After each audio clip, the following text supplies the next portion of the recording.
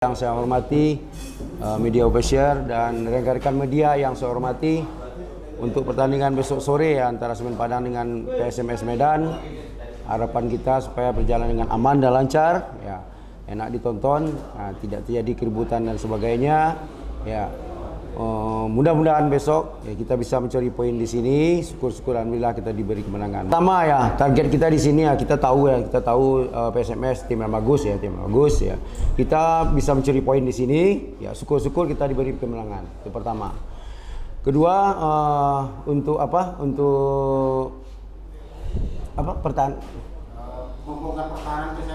membongkar pertahanan PSMS ya. Membongkar pertahanan PSMS tentu ada taktik besok kita jalankan ya. Tidak mungkin kita apakan di sini ya, tidak mungkin kita utarakan di sini. Mudah-mudahan taktik kita itu membawa hasil yang baik besok. Yang saya hormati rekan-rekan media, untuk pertandingan besok saya dan teman-teman bertekad untuk bisa mencuri poin di sini. Amin.